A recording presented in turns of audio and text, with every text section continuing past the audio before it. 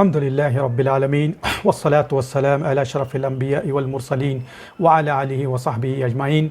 اللهم انفعني بما علمتني وعلمني ما ينفعني وزدني علما. سبحانك لا علم لنا إلا ما علمتنا إنك أنت العليم الحكيم. ربي اشرح لي صدري ويسر لي أمري واحلل عقدة من لساني يفقهوا قولي. Assalamu alaikum wa rahmatullahi wa barakatuh. In today's so-called advanced world, science has become the de facto standard to verify anything, or to get the authenticity. We always verify it against the science. But at the same time, we fail to realize that science, ultimately, what is science? Who is science? Science are these people who are scientists, who conclude this experiment, who do certain things. So ultimately the bottom line is these are human beings who do this. So as soon as this word human comes into picture, we should realize that there is a limit to it, because human beings, whatever faculties they have, whatever power or attributes they have, everything has got a limit. That's the first thing. Second thing is humans are prone to mistake. So we should always keep this in mind, no matter what we are dealing with. Even if we are dealing with science, science is ultimately boiling down to human beings. Scientific community thinks that for anything to exist, it should be verifiable with one of our senses. As we all know, we have 5 senses, right? So science says that if you say something exists, it should be verified by those senses. So you should be either able to see it, or you should be able to hear it, or you should be able to smell it, or you should be able to touch it, or you should be able to taste it, right? If you are not, then as per science, maybe that thing doesn't exist. So there was a college gate at which some students were celebrating their trophy. So the professor passed by and he asked, "Hey, what's up? What is this?" So they said that we just won this trophy and we are happy about it. They said, "Wow." So professor says, "Good job." They said, "Yeah, we put a lot of efforts and with God blessing, we won this trophy." So as soon as they say with God blessing, the prophet was like, "What? Who's God?" They said, "Our God." So he said, "Where is your God?" And they said, "It's up in the heavens." So the professor said, "Do you see him?" They said, "No." He said, "Have you ever touched him?" The students were perplexed. They said, "No." "Well, then your God doesn't exist." The students were taken aback. "Our God doesn't exist?" So one of the students asked to the professor, "Professor, how can you be so sure that there is no God? God does not exist." He said, "I am a professor. I use common sense." So the student asked, "And where is your common sense?" He said, "Up here." So the student asked, "Have you ever seen the common sense?" He said, "No." "Can you touch it?" And he said, "No." So the student said, "Then you don't have common sense." You see that, where it goes? So this is how it boils down to. I'm a student of science and I believe most of the things as long as they don't clash with the basic beliefs that we possess. But that does not mean we should follow it blindly. There have been many instances where scientists have gone back on their statement or have been proven false, or science has taken a U-turn. For example, look at this Simon Newcomb. He was an astronomer in 1888. He said that we have reached the limit of astronomy knowledge. So no more new knowledge. This is the dead end of astronomy. He said this in 1888, and after that we have discovered a new planet, Pluto. We have discovered new galaxies. We have went on to the moon, and we have established an International Space Center. When he said that in 1888, this another guy named W.C. Hooper, he is from the National Cancer Institute. He said that the theory that smoking causes lung cancer, this is just a minor thing. You don't need to take it seriously. It's not something that you need to be concerned about. While we know that 80% of the women and 90% of the men who have lung cancer, this is because of the smoking. From 2005 to 2010, more than 130,000 people have died in United States alone because of this lung cancer. Lord Kelvin, the president of the Royal Society in 1883, he said that when the X-ray was discovered, he said that this whole thing called X-ray, this is hoax. This is nothing. It's nothing. And within 10 years, he himself underwent a X-ray to figure out the problem in his hand. So this is the statement of the Lord Kelvin, who was president of the Royal Society. Then there is William Stewart, who was the Surgeon General of United States. And in 1969, he said that we can close the books on the infectious disease. Why? Because now the infectious disease have been taken care of. We have these good vaccinations, and our technology has developed so much that we will not be encountering any more infectious disease. And here we are in 2020 with one of the biggest pandemic that we are facing. This is what they said. Darwin, the father of evolution, the evolution theory, he didn't know anything about genetics, which is the basics of natural selection, if you say that, but he didn't know anything about genetics. So these are the things that have happened in the scientific field just recently. Not only this, there have been scientists who have cheated their community. Like this Harvard researcher John Darcy in 1981, it was found out that he was working on the data related to heart, and most of the time he was faking the data. The National Institute of Health figured out that whatever 100 publications he has published, they were all fabricated. There was the other guy who was cardiac radiology, Robert Slutsky. It was found out that he used to submit a research paper every 10 days. The community was astonished that how could he submit a research paper every 10 days. Then they realized that he was also playing with the data, lying about the methods he used. He used to alter the data and all kinds. So these things also happen in scientific community. Take the classic example of Newton, Sir Isaac Newton. He was the first one to lay down the principles of laws of gravity. Right? He even wrote the book Mathematical Principle of Natural Philosophy. And in the 1600s, 17th century, he enumerated all those laws regarding gravity. His laws were obeyed and followed for almost 3 centuries. No one challenged him until Albert Einstein came into picture. So for 300 years, Newton's law were used and followed. And then Einstein comes and he proves that there is a flaw in this. So he presents his own theory called theory of relativity, which fixes the issues in the Newton's laws, right? And now his theory is being used.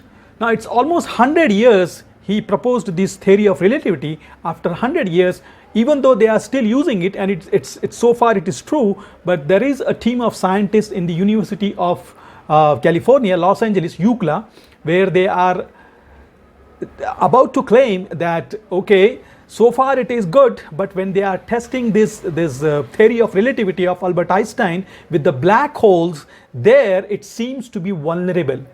It seems that this might not work there.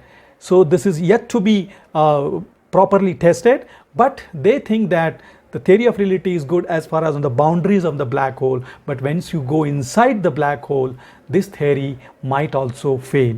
Right? So even a person like Einstein, yes, he also said once that this nuclear reactor thing you won't be able to establish, because getting the nuclear energy means breaking the atom at your own will, which is not possible. Within 10 years of his claim, the first nuclear reactor was built. So even a person like Einstein, he can also make a mistake. Even his other statement where the thermodynamics law says that energy can neither be created nor be destroyed. I don't fully agree with this. I think this statement needs a little bit of modification, even though the modification is minor, but the impact is very major. Instead of saying that neither the energy can be created nor destroyed, it should be said that energy cannot be created nor destroyed by the creation. That would be more appropriate than just saying that energy can neither be created nor destroyed. See, science thinks everything or consider everything as energy. For science, everything is energy, even including the human body.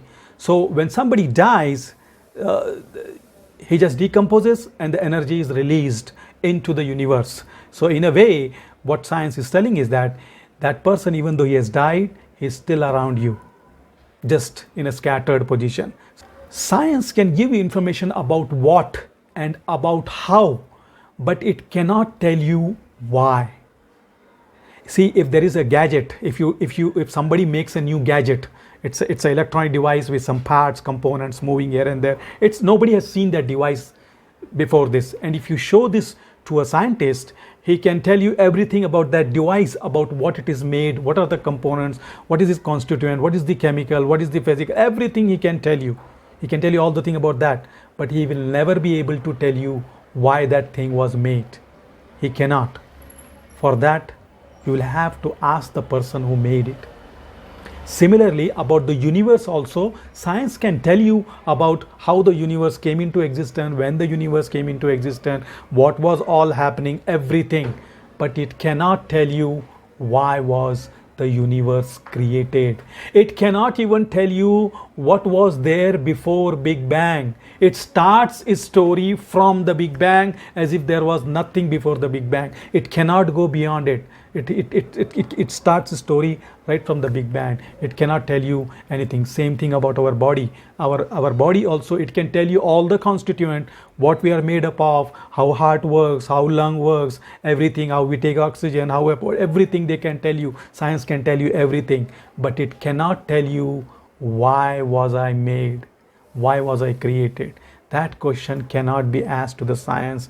It is not the good source. It is not something that can provide you an authentic answer for it, because the way science works is totally different. In the science of reasoning, there are multiple types of reasoning, and on the way science works is on a reasoning called as inductive reasoning. This is what science uses for all its hypotheses and theories. What is inductive reasoning is, it observes something, science observes something, and then goes on searching for the results or doing experiments and then coming to conclusion. And all those things are based on observation. Science can only give you conclusions, or they can say something which is probable. They cannot give you 100% assurance result. That's why most of the things that science proposes, they are called as theories. They are not facts. They will remain theory. They might be true, but they can be proven false. Somebody tomorrow, same like Newton and Einstein. Newton's law was considered as something written on the stone, but then Einstein comes and then wipes it off. And now Einstein's theory itself can be rewritten. So this is how science works. Science works on inductive reasoning. Inductive reasoning is, you start from a specific thing and make it more generalized. You make it more generalized and then you give a result. It is just a probable result. It is just based on the experiment that you have concluded. That experiment might not be comprehensive. It might not have included everything. They might have not thought of everything. There is open-ended. So that's why they only propose this, and it works till somebody proves them wrong. So they cannot give you something which is, so science also cannot prove something that does not exist. It cannot prove that this does not exist. It cannot. It can only work on things that are there. It can provide you data. It can enhance your knowledge. It can provide you new openings, new understandings. That's the advantage of inductive reasoning. But the problem is, it cannot give you 100% absolute answer. Okay, then, so can we use science to prove existence of God? Well, if you try to use science, as I said, it uses inductive reasoning, and inductive reasoning is not a good technique. So to proceed for this, there are other techniques that you can use to prove that God exists, or something like this. Like one of the other opposite technique of inductive reasoning is deductive reasoning. Now, what is deductive reasoning? Deductive reasoning, as I said, is exactly opposite of inductive reasoning. Inductive reasoning starts from the specific things and makes it more generalized. Deductive reasoning starts from the generalized things and makes it more specific. So it is more closer or more specific, more to the point. Like for example, let's say take example that you are out of your house, and when you come back to your house, you find that your dog has been killed. Your dog has been killed. Now, you call up two people, one scientist and other a detective. And if you ask them to find out who was the killer, this is how they might operate. The scientist might first ask you, did you see the killer? You might say, no. Did you hear him? No. Did you touch him? Absolutely not. Did you taste him? So he will ask you all these questions because, as I said, science believes on these senses. And when you answer all of his questions as no, he will tell you, no one came here, no one killed your dog. That's what science tells. Now the other person who is a detective, he might have his different result. He will tell you that, sir, I think the guy or whoever came in and killed your dog, he came in from the back door. How do you know that? Because your front door lock is still intact, nothing is broken, but the back door, the latch has been broken because it was pushed from outside, so it has been broken. When he came inside, it looks like he also drank a glass of water, because I find his fingerprints on the handle of the fridge and on the glass. And I also see that your dog has bitten him before he died. How do you know that? Because I found some hairs, his hair in his mouth. And your dog was killed like 4 hours or during this time. How do you know that? Because from the forensic report or from the post-mortem of the dog, he realized that. So he will give you this answer. This is deductive reasoning. So when you use deductive reasoning, this is what you conclude. You conclude a more truthful result. You come to a more confirmed result when you use deductive reasoning instead of inductive reasoning. This is what we do when we are talking about things like proving God, is God exist or not. Apart from deductive reasoning, we also have something called as authentic or reliable narrations, which you rely on. Like we all do this. We don't realize, but we all do this. When we were in school, right, we relied all on all that data, on all the narrations that were given to us. Whatever is in the book, we believed it, right? They said that light travels with a speed of 3 lakhs kilometers per second. And we said yes. Now, did anybody test at that time? No, nobody tested, but we believe it because it is coming from a source that you can believe unless they prove themselves wrong. You see, there is a place called Singapore. Do you believe it? Yes, you believe it. Now, whoever says he believes it, has he ever gone to Singapore? No, most probably he has not. But does he believe it? He believes it. Also, another example of that we believe the words of people is that when we grow up, we know that this lady is our mother.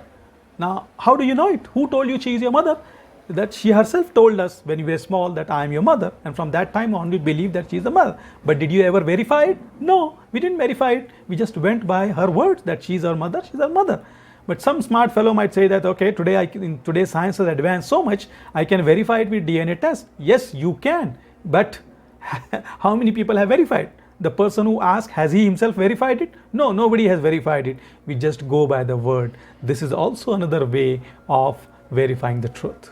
That's also another approach that we use to figure out the truth, that authentic narration. This is the science of Hadith that we use. In science of Hadith, this is what we do. We verify the content, and not only content, we verify the narrator, the isnad as well as the matan. We verify both, and if they are at the level that we want it, then we accept that report. So this is also the second way of proving of authentic things, where the inductive reasoning fails. Another example of deductive reasoning would be mathematics. If x is equal to 5, y is equal to 2. So how much is 3x minus y? So it will be 3 into 5 minus 2. Answer would be 30. This is also deductive reasoning. Deductive reasoning will give you for sure a confirmed answer. It is not guess. It is not something being proposed. It is for sure a confirmed answer. This is the difference between deductive reasoning. In deductive reasoning, you might not get new knowledge. You are just using what is there. You might not get something to learn as you get in inductive. But in deductive, you get the confirmed answer. So the psychologists say that belief in God is usually formed by two ways. One is the intuitive beliefs, which come from the experience, and the other is the conscious beliefs that come from the thought. So these are the two sources, and of course in Islam we have these two sources which are called as Quran and Sunnah, through which we establish our belief in the God. So the case of God's existence in the Quran and Sunnah involves both of these beliefs, the heart based, which is intuition, and the mind based, which is the rational. So it involves both the beliefs. The knowledge of God primarily resides in the heart, but then it is reinforced by the reason, by the logic. It is reinforced. We don't use only logic.